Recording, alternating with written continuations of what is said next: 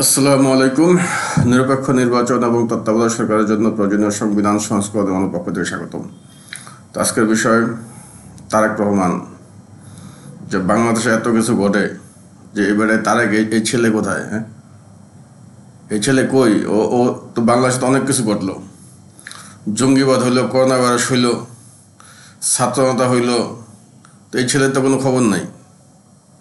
কারণ এই ছেলের রাজনীতি করবো কি? রাজনীতির কোনো উপাদানই নেই।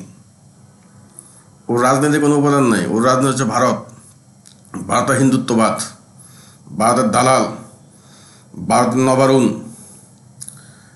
নবারুণ শব্দ অর্থ হচ্ছে পাগলা গোড়া।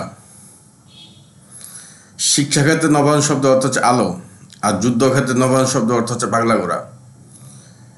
মোদী হাসিনা ভারতের অধীনে ভারত এবং আওয়ামী লীগ দলের কুত্তাকাদের সময়তে, বিএনপি, জামাত, হেফাজত, বিচারীদের ষড়যন্ত্রের সময়তে 5ই আগস্ট ঢাকা বিশ্ববিদ্যালয়ে গণহত্যা হয়েছে, দর্শন হত্যা, গুম হয়েছে, এবং সেখানে সরাসরি মত দিয়েছে তারেক ভারতের পক্ষ নিয়ে। এবং এই তারেক 5ই আগস্টের পরে ইউটিউবে যতগুলো ছবি শো করছে, ও খারাপভাবে শো করছে। এবং সে চোখে চশমা, ও চশমার সামনে ছানি, ও মানে একটা ভাব দেখেছে ক্যাডার। কারণ আগের গণদর্শনে ওরা বাম্বু দেওয়া হয়েছিল। আগে দুটো গণদর্শনের ঘটনা করছে। ওর দলের নেত্রী, ও ও ও ওর সাথে টাকার জন্য ওর দলের নেত্রী দর্শন করায়। তারেক হচ্ছে এই ধরনের মাগিবাস। তো ওখানে আমার কিছু বিষয় ছিল বলে আমার প্রতিবাদ করতে হয়েছে ফেসবুকে, এবং ওখানে তখন চোখ দেখাইছে আমাকেও। তো ও যে 5ই আগস্ট গণহত্যা, গণদর্শন এবং যে ঘুমে মত দিছে, এটা আমি তো ঢাকা বিশ্ববিদ্যালয়ে আমি 5 তারিখে আমি যাইনি। কারণ আমি যাত্রাবাড়ি পর্যন্ত গেছি। যাত্রাবাড়ি পর্যন্ত যাওয়ার পরে সেনাকুত্তা বাহিনী যেভাবে আসছে ধাওয়া করে, ও দেখে আমি আর আগাইনি। কারণ বুঝতে পারছি যে সামনে হাসিনা তো পতন হয়ে, আমি জানি। আমি হাঁটতে বেরিয়েছিলাম যাত্রাবাড়ি পর্যন্ত যাবো আর কি দেখার জন্য, তো আমি দেখতে পাই নাই। সেনাকুত্তা বাহিনী মনে করেন যে কুত্তার মতো নেমে গেছে, যে জনসাধারণ নিরাপত্তা দিয়ে। আসলে নিরাপত্তা কি? ওরাই গণহত্যা করছে, গণহত্যার মধ্যে দিছে।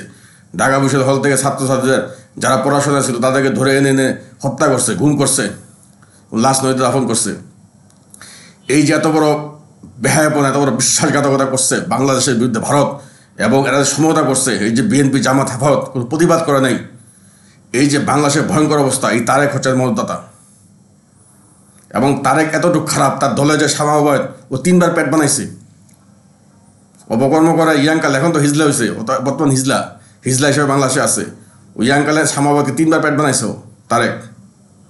তো ওর মতো ছেদে, ও যে ভারতের ওই যে হিন্দুত্ববাদ নবারুণ, হ্যাঁ, এইটা নবারুণ কিছুই নেই। এগুলা ওই পাগলা করার মতো ঢাকা বিশ্ববিদ্যালয় মানুষ হত্যা করছে ওরা। ওগুলা জবাব দিতে হবে আগে। 200-300 ছাত্রের ক্ষতিপূরণ, মাইলস্টোনের ক্ষতিপূরণ, এবং যারা মারা গেছে লঞ্চ ডুবিতে মারা গেছে তাদের ক্ষতিপূরণ, এবং যারা সিরিয়াল কিলিংয়ে মারা গেছে তাদের প্রমাণ করতে পারে যে আমরা কোনো রাজনৈতিক দলের কর্মী না এবং আমরা বিশ্বাসঘাতকতায় মারা গেছি, তাদের ক্ষতিপূরণ চাওয়া হবে। এবং আমার সম্পূর্ণ প্রবাসনের ক্ষতিপূরণ চাওয়া হবে। তারপর তারেকের মতো ছেলের রাজনীতি এই দেশে, ওর রাজনীতির কোনো উপাদান নেই বাংলাদেশে। ও ভারতের দালাল হিসেবে রাজনীতি করে। এবং আমি মুন্সিগঞ্জ গেছিলাম ঘোরার জন্য। ওখানে আমার একটু বিষয় ছিল, একটু নিজের কাজে গেছি আমি। ওখানে যাওয়ার পর শহীদ মিনারে, ঢাকা বিশ্ববিদ্যালয় শহীদ মিনারে তো গণহত্যা হয়েছে, তা আমি শহীদ মিনারে যাইনি। আমি ভাবছি শহীদ মিনারে গেলে তো সমস্যা হইতে পারে। কারণ ওখানে আমি গেছি, যাওয়ার পর দেখি ওখানে একজন ক্যাডার ওরা বসায় রাখছে, মোটর বাইক ক্যাডার। তো মোটর বাইক ক্যাডার ওখানে বসায় রাখছে, ওইটা বিএনপির ছিল।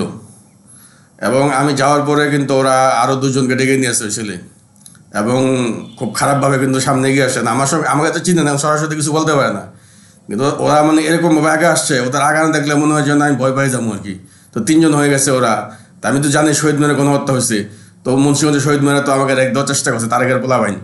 এতে করে তারেক সুরের বাচ্চা যে গণহত্যা মদতদাতা, ওর মতো প্রধানমন্ত্রী মানা হবে না, জীবনও মানা হবে না। ওর মতো ছিল প্রধানমন্ত্রী। এবং বাংলাদেশের নির্বাচন নিরপেক্ষ নির্বাচন হবে, এবং সে তত্ত্বাবধায়ক সরকার আন্ডার হবে।